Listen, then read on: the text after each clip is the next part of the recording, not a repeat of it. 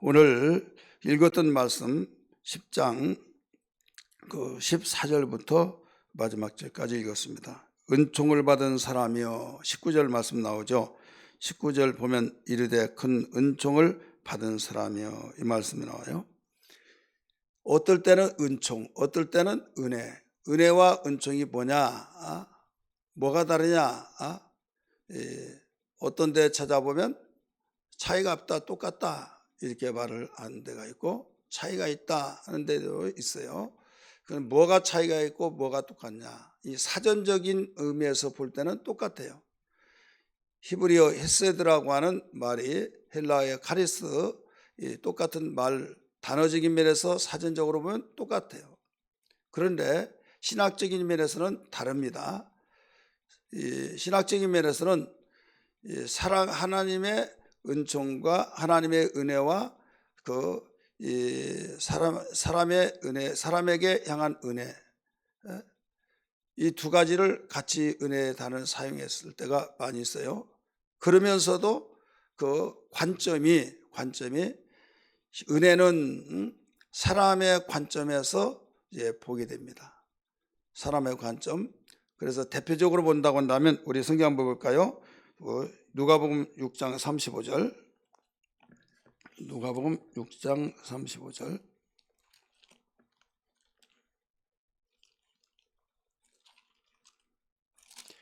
같이 읽겠습니다.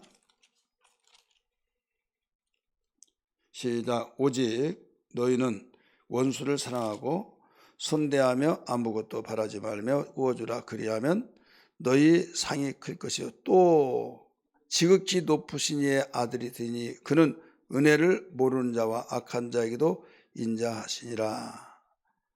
여기서 은혜를 모르는 자에 나오지, 사람에게 말한 것이지 하나님에 대해서 말한 건 아니죠. 그래서 신학적인 부분에서 이 차이점이, 은혜는 사람의 관점에서 사람 두고 하는 말이죠. 근데 신학적인 부분에서는 이 은혜는 사람의 관점을 같이 사용하면서 하나님의 관점을 같이 사용하지만은 특출하게 강력하게 하나님의 뜻을 나타낼 때는 은총이라고 그랬어요. 그래서 은총은 하나님과의 관계 속에서 귀히 여기고 호의적이고, 더 나아가서 놀라운 고통받는 자에게 이 고통을 이루어하는 특별한 그에게 은총이라, 이렇게 하나님의 관점에서는 가르쳐주고 있죠. 예를 들어서 출애굽기 33장 16절 한번 찾아보시겠습니다.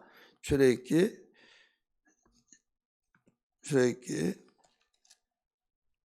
33장 16절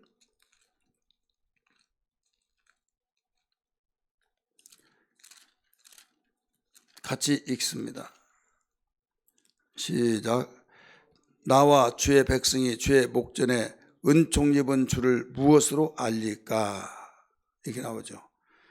나와 주의 백성이 주의 목전에서 은총을 입은 주를 무엇으로 알릴까? 하나님의 관점에서 가르쳐 줄 때는 은총, 이걸 주목적으로 사용하고 있어요. 사람을 향해서 관점을 가르칠 때는 은혜, 이렇게 사용한 거예요. 그래서 이 은총이란 단어는 마땅히 사용되는 숫자가 적죠. 이 은총이란 단어는 46회가 되었어요. 한글 개역성경의 기준으로 보면 46회를 사용하고, 은혜의 관점은 287번이 나옵니다. 287회. 그래서 하나님의 은혜를 받은 사람들은 이 사람에게 은혜를 끼치는 행위를 많이 강조하고 있는 거죠. 그런데 우리는 대부분 이런 뜻을 알지 못하고 은총은 좀 고상하고 많이 사용되지 않고, 은혜는 많이 사용하고, 그래서 하나님의 은혜를 받으라라고 할 때 사람의 입장에서 받으라는 거죠. 하나님이 네가 살기 위해서는 받으라. 근데 하나님의 은총은 하나님이 알아서 먼저 호의를 베풀어 주신 이런 부분에서 사용하고 있다는 걸 알아야만 됩니다. 자, 오늘 본문 말씀 속에서 이 다니엘이 지금 하나님께서 주님이 찾아주셔서 힘이 없었을 때 단잠을 주셨고 또 그에게 내가 온 목적이 뭐냐 어제 아침에 말씀을 드렸을 때 그 내용이 큰 고통이 날이 오는데 큰 전쟁에 관한 그 환상을 보잖아요. 이것을 내가 네게 알려주려고 왔다. 이런 말씀 오늘 14절에 우리 어제 14절까지 읽었던 15절까지 14절까지 읽었던 말씀을 오늘 또 이어서 같이 연결시키려고 14절부터 읽었어요. 같이 한번 읽을까요? 이제 내가 마지막 날에 네 백성이 당할 일을 네가 깨닫게 하려 왔노라. 네게 깨닫게 하려 왔노라. 이는 이 환상이 오랜 후에 이름이라 하더라. 오랜 후가 마지막 날이다 이거예요. 이때 다니엘이 여기에서 예수님이 입술을 열어서 입술을 이제 만집니다. 입술을 만지는데 예수님이 입술을 만지실 때 이게 근심이 생겼어요. 힘이 쭉 빠지면서 왜 그러느냐? 예수님이 만져주면 더 평안할 텐데 왜 그러냐? 이것은 몰랐을 때는 몰랐더라도 아니까 좋은 일이라고 한다면 모르는데 안 좋은 소식 들으면 힘이 쭉 빠지면서 주저앉으려고 하는 거 있잖아요. 이게 인간의 본능입니다. 자기 민족을 위해서 기도했을 때 고레스 왕을 통하여서 해방명이 내려지고 이건 예레미야 선자를 통해서 일러주셨던 말씀을 깨달았을 때 정말 감격스러웠죠. 그런데 얼마 후에 또 오랜 후의 일이지만은 이 시대 마지막들에 큰 재앙에 관한 환난에 관한 것이 일어난다. 이걸 통해서 그것도 유대인들에게 네 민족에게 백성에게 일어난다. 이것을 알려주셨다 이거죠. 그래서 그 환상을 몰랐을 때는 몰랐는데 알았을 때 큰 근심으로 인하여서 이는 더 힘이 빠졌다. 16절 가르쳐 놓고 있죠. 16절 읽으세요. 인자와 같은 이가 있어 내 입술을 만지신지라. 내가 곧 입을 열어 내 앞에 서 있는 자에게 말하여 이르되 내 주여 이 환상으로 말미암아 근심이 되게 더함으로 내가 힘이 없어졌나이다. 힘이 없어졌다. 왜? 좋은 일이 아니기 때문에. 근심이 생겼기 때문에. 이건 하나님의 작정된 계획이기 때문에 변경시킬 수도 없어요. 하나님 이거 물러가게 해 주옵소서. 그것도 안 돼요. 이건 내 작정한 것이다 하니까 반드시 감당을 해야 된다. 감당. 피해 나갈 수 없다 이거죠. 그것도 가장 큰 전쟁 곧 유대인들에게 일어나는 이 무서운 이 환난의 시대. 이것은 모든 세계에 임한 거예요. 그 가운데 초점이 유대인들에게 주어진 것이죠. 이렇게 했을 때 입술을 만져주신 이유는 말하라는 거예요. 입을 만져주신 이유가 뭐겠어요? 네 입을 열어서 말을 하라 이겁니다. 근데 힘이 없어졌어요. 내가 이 큰 근심으로 인하여서 내가 어떻게 말을 할 수 있습니까? 그랬더니 사람 같은 이가 주님이십니다. 이제는 몸을 만져주십니다. 18절 보세요. 또 사람의 모양 같은 것 하나가 나를 만지시며 나를 강건하게 하여 이르되 큰 은총을 받은 사람이여 두려워하지 말라. 평안하라 강건하라 강건하라.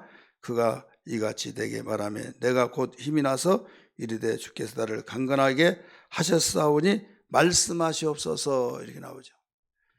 입술을 만졌다고 그랬어요. 예, 말하라고. 근데 힘이 없어졌어요. 16절 17절 나오죠. 힘이요. 17절 보세요. 내 몸이 힘이 없어졌고 호흡이 남지 아니하였사오니 내 주여 이 종이 어찌 능히 내 주와 더불어 말씀할 수 있사오리까. 지금 숨이 멎으려고 하고 숨 쉬는 것도 힘들고 힘이 빠졌고 나이도 있고 어떻게 내가 말할 수 있습니까? 말하라고 내 입을 만져주시는데 나는 말할 수가 없습니다. 그랬더니 이제 몸을 이제 만져주셨어요. 몸을 터치해 주시는데 거기에 힘이 생겨졌어요. 이제 나에게 그 말씀해 주옵소서. 이제 내가 힘이 생겼습니다.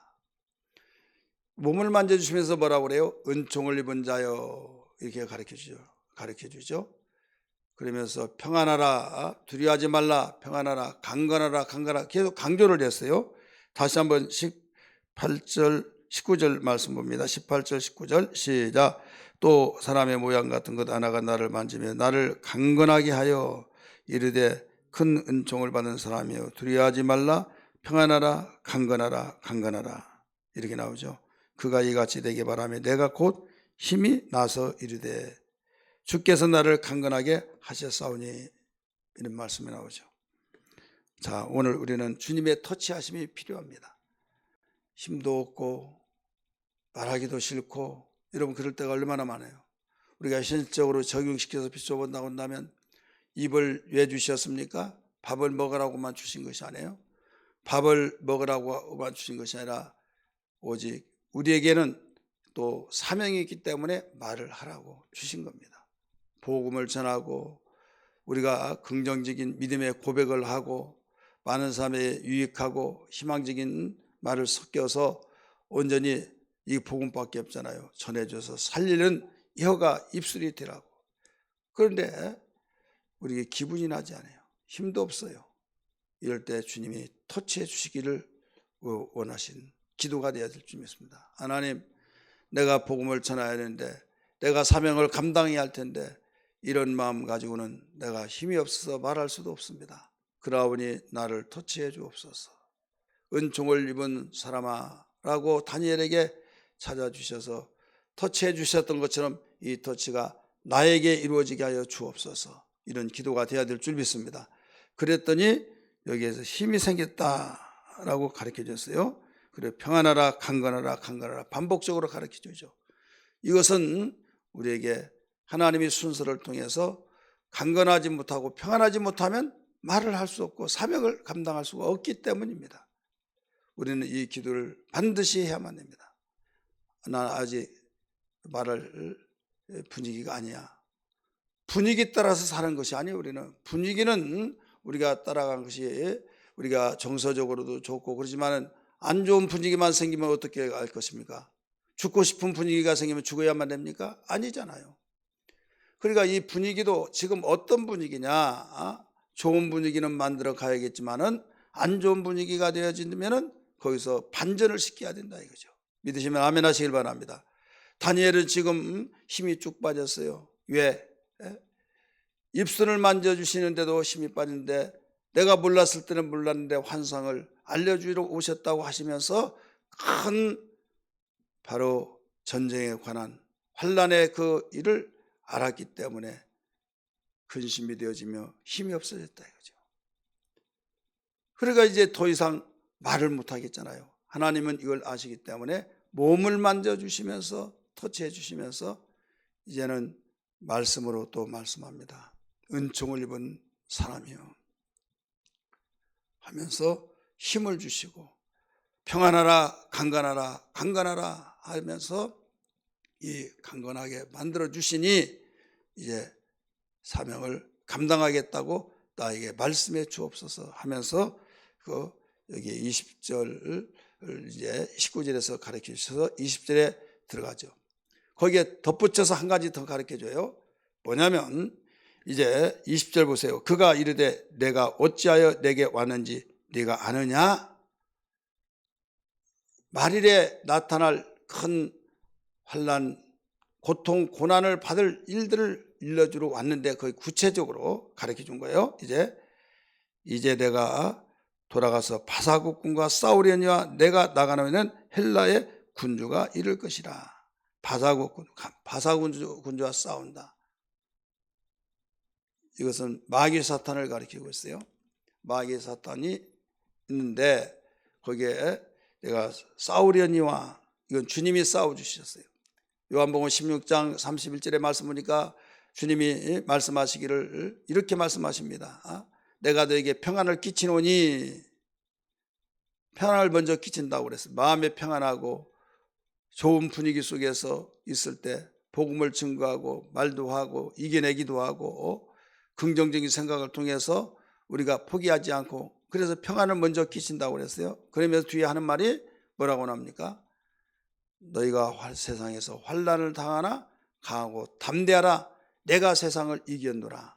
예수님 십자가 보혈에 피를 흘리시고 부활하심으로 마귀 사탄을 이기신 걸 믿기 바랍니다. 여기에 바사군주와 싸우려니와 이 땅에 오셔서 십자가의 그 모든 사건을 통해서 싸운다는 계획을 여기서 벌써 가르치고 있죠. 이 내용이 요한계시록 12장에 그 하늘에 전쟁이 있으니 용과 뱀 곧 마귀와 사탄 싸웠던 가운데 하늘에서 있을 곳을 찾지 못하여 땅으로 내려갔다, 이렇게 나오죠. 그래서 예수님은 이렇게 내가 돌아가서 바사군 군주와 싸우려니와 내가 나간 후에는 헬라의 군주가 이를 것이라. 그러니까 하늘에서 전쟁에서 내쫓겨서 땅으로 쫓기니까 이제 헬라 군대가 군주가 이를 것이다.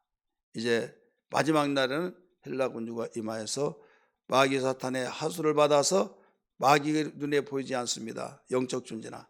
그러나 보이는 것 같은 이 모든 것이 상황이 돌아가는 이 여자가 헬라 군주예요. 이게 적그리스도입니다. 21절 오직 내가 먼저 진리의 글에 기록된 것으로 네게 보이리라. 나를 도와서 그들을 대항할 자는 너희의 군주 미가엘 뿐이라. 그래서 그 전폭적인 하나님의 지원을 받아야 된다 이거죠. 하나님의 지원은 누구냐? 미가엘을 비롯하여서 미가엘의 하수에는 모든 선한 영, 군대영, 곧 히브리서 1장 14절에 하신 말씀이 하나님은 모든 천사를 부리는 자로서 그 모든 천사는 하나님의 부리는 천사로서의 하나님이 사용하는 군대요 또 천사입니다. 그런데 구원받은 사람들은 힘이 없을 때 그 군대를 요청하라는 거예요. 그래서 상속자들에게 보내심이 아니뇨. 상속자를 섬기라. 내 상속자들, 구원받은 사람들을 위해서 섬기라. 그래서 너희의 도울 자는 미가엘 뿐이라. 이렇게 가르쳐 주었죠. 주님이 우리와 함께 하시면 하나님만이 부리는 군대 천사들을 바로 우리에게도 부릴 수 있는 특권을 주셨다는 것이 얼마나 감격스럽고 감사할 일입니까? 은총을 받지 않고는 될 수가 없죠. 그래서 우리는 이런 때를 향해서 모든 것을 다 이겨야 된다. 네가 이기는 길은 어떤 권력을 통해서도 안 된다는 걸 알아라. 물질을 통해서도 안 된다는 걸 알아라. 학계를 통해서 또 네가 어떤 그 지인을 통해서 수단 방법을 더 정동을 시켜서 안 된다. 너희를 도울 자는 미가엘 뿐이다. 이걸 가르쳐줘. 미가엘. 이거 뭐냐면 하늘의 군대를 동원시켜서 너는 싸우라. 그러면 너는 이길 것이다. 그러나 그러기 전에는 이길 수 없다. 이걸 미리 가르쳐 줬어요. 21절 같이 읽습니다. 오직 내가 먼저 진리의 글에 기록된 것으로 네게 보이리라. 여기서는 진리의 글, 이미 성경은 주님이 말씀하셨기 때문에 진리의 글로 보인다. 이미 성경이 보였잖아요. 요한복음 16장 31절에 평안을 끼치노니 말씀하시면서 너희가 세상에서 환난을 당하나 강하고 담대하라. 너희는 세상에서 이긴다는 것을 진리의 글로 보였잖아요. 그러니까 이제는 두렵다고 생각하지 말고 포기하지 말고 싸워라. 너희를 도울 자는 미가엘 뿐이다. 가르쳐 준 말씀처럼 승리는 우리에게 있는 걸 믿기 바랍니다. 오늘 이 말씀 붙들고 우리가 기도하면서 어떤 환경에서든지 이겨내야 될 줄 믿습니다.